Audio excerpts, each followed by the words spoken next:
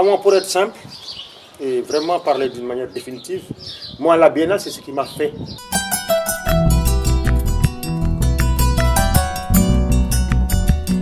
La Biennale, c'est un événement important au Sénégal. Un événement qui a eu à plusieurs épisodes déjà réussi, qui nous a permis d'accueillir beaucoup de monde. Et le Sénégal, le président de la République, qui est le parrain naturel de cet événement, et le peuple sénégalais, je crois, dans son entièreté, dit vraiment souhaiter la bienvenue à tous ceux qui viendront à la Biennale 2014. Cette Biennale doit être peut-être celle de la grande ouverture qui consacrera la Biennale de l'art contemporain africain de Dakar comme un véritable patrimoine du Sénégal, mais aussi de l'Afrique tout entière, mais du monde aussi, qui aime l'art contemporain et qui aime l'art, la culture en général. Nous leur disons bienvenue. La ville de Dakar accueille l'art contemporain, Dakar. Moi, je pense que ce couple-là était assez intéressant et devrait peut-être amener à penser que si la Biennale de Dakar est initiée par l'État du Sénégal,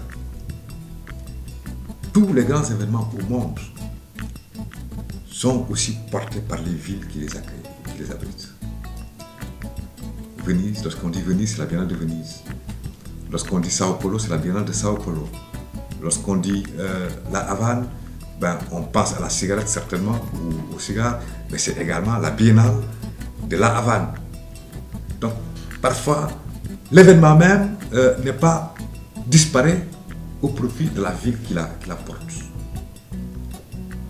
Et du coup, Dakar, on a ici l'avantage d'avoir et l'événement et la ville qui l'accueille. On a joué un peu avec le mot, avec le nom de la ville. Parce que, comme vous le voyez bien, les grands événements se sont toujours identifiés à une ville.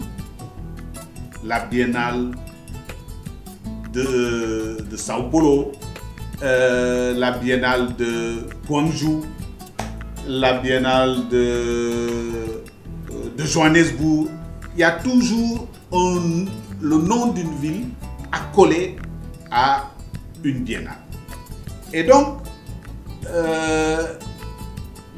la Biennale de Dakar, c'est la Biennale de Dakar, et donc s'identifier à la ville de Dakar. Et c'est arrivé en fait à la deuxième édition. C'est à la deuxième édition, c'est-à-dire celle qui était consacrée à l'art plastique, après celle qui était consacrée aux lettres, que Dakar a apparu.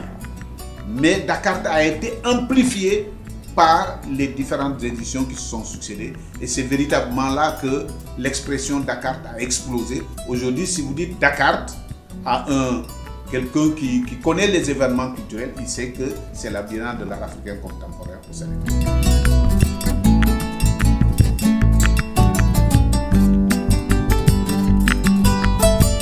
Comme toutes les biennales, il y aura en 2014 les rencontres scientifiques. Les rencontres scientifiques qui sont réservées le plus souvent aux colloques, aux tables rondes. Et dans ces rencontres scientifiques, il y aura des chercheurs, il y aura des artistes bien sûr, il y aura tous les professionnels d'art et de culture. Et on va discuter sur les questions des métiers des arts visuels pendant 2 à 3 jours. Et en dehors de cette rencontre scientifique, il y aura l'exposition officielle qui est réservée le plus souvent aux artistes africains et des diasporas africaines. Et il y aura l'exposition de la diversité culturelle. Il y aura Dakar au campus, parce que simplement les étudiants, comme vous le savez certainement, sont 75 000 au campus et depuis toujours la Biennale n'a pas investi le campus. Il est temps maintenant d'investir le campus. et il y aura des manifestations d'art et d'environnement. Le thème de Dakar Campus, c'est art vert. On va s'intéresser à la triptyque art, éducation et environnement. Elle est née en 1990. J'ai quitté le président Senghor pour rentrer à Dakar et occuper le poste de conseiller technique auprès du ministre de la Culture de l'époque. Et j'ai pensé que nous devrions avoir des événements internationaux de grande dimension, ce que nous n'avions pas dans les années 1990. Depuis le Festival mondial des arts nègres, le Sénégal n'avait pratiquement rien. Et c'est là où nous avons écrit au président Abdou Diouf pour lui demander de créer au Sénégal une biennale des arts et des lettres. Et nous avons reçu une réponse signée du secrétaire général de la présidence de la République, Jean Collin, qui nous a donné l'autorisation de mettre en œuvre cette biennale. Mais c'est ainsi qu'en 1990, nous avons fait la première biennale des lettres. Mais cette biennale des lettres, c'est très important, avait fait une place très importante aux arts, au sens large. Et il y aura les expositions hommages, comme toutes les biennales aussi, on rend hommage à des artistes. Et la prochaine édition, on rendra hommage principalement à Mbaye Diop, qui vient de nous quitter, mais aussi à Mamadou Diakhaté, un artiste sénégalais qui vit en Allemagne et qui a beaucoup fait pour l'art et la culture.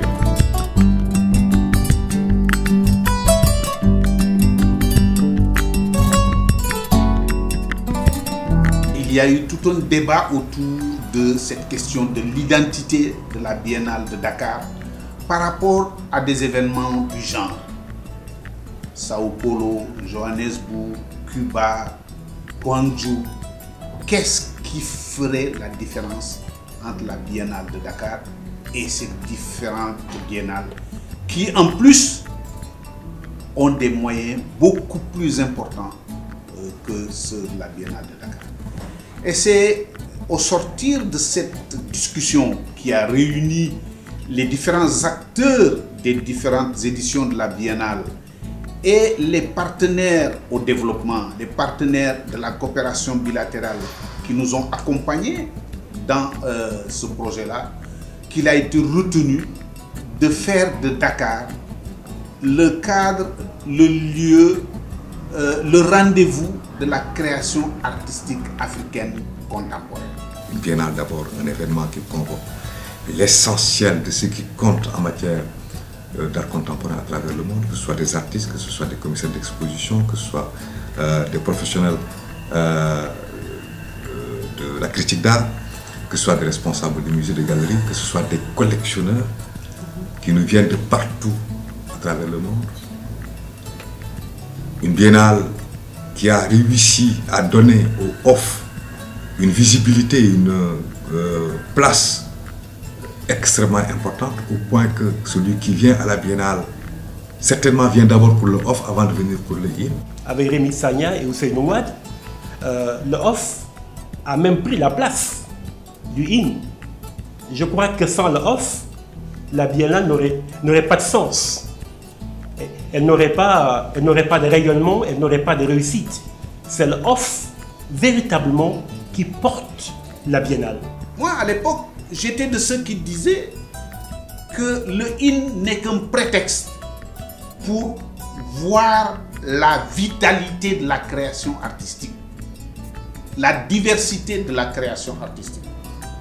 Et certains artistes africains ont pris sur eux de payer leurs billets d'avion, de payer le transport de leurs œuvres et de trouver un espace à Dakar pour montrer leurs œuvres. Ça, c'était la réponse qui nous avait vraiment mis en confiance et considéré que nous étions nous allions dans le bon sens.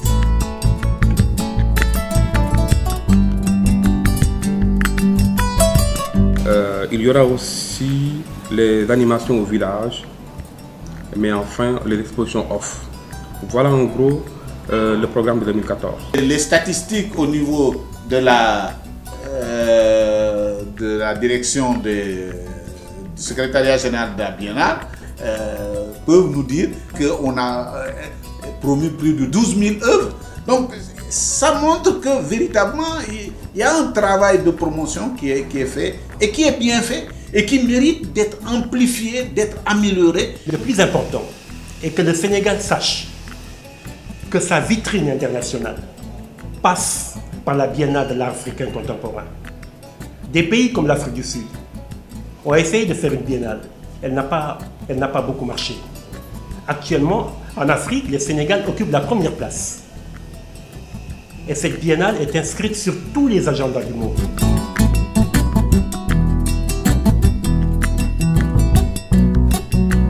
Le temps biennal est un temps propice à tout le monde. C'est-à-dire que quel que soit le rapport qu'on a avec la biennale, il y a des opportunités. Et je crois que la biennale est une opportunité impensable pour les artistes, pas seulement pour les Sénégalais, mais tous les artistes de l'Afrique et aussi du monde. Parce que Dakar devient subitement un enjeu théorique, réflexion, d'orientation esthétique et une espèce de faire le point de la création mondiale. C'est important ça.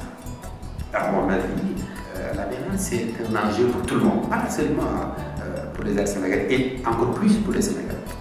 Quand j'ai commencé, moi je suis sorti de l'école en 92. C'était la première année de la biennale.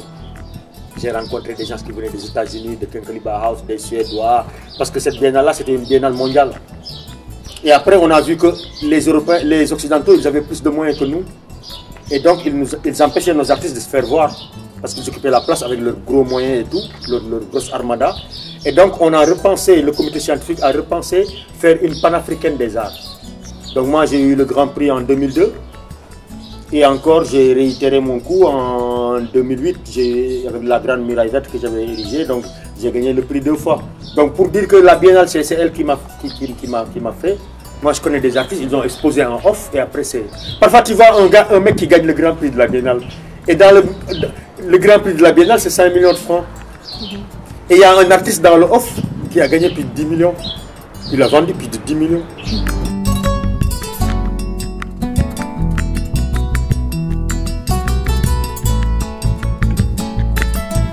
Il faut qu'il y ait un caractère festif dans notre biennale de 2014. D'autant que 2014, on reçoit le sommet de la francophonie, qui est un autre élément culturel de description d'un partage avec d'autres. Il faut marquer une prise de conscience qu'on n'est pas en train simplement de faire la énième biennale. Certains aiment utiliser le mot rupture. Mais peut-être la biennale de 2014 sera le moment où l'ensemble des acteurs qui gravitent autour de l'événement prendront la conscience que cet événement est devenu quelque chose qui s'inscrit dans notre patrimoine immatériel. L'événement lui-même.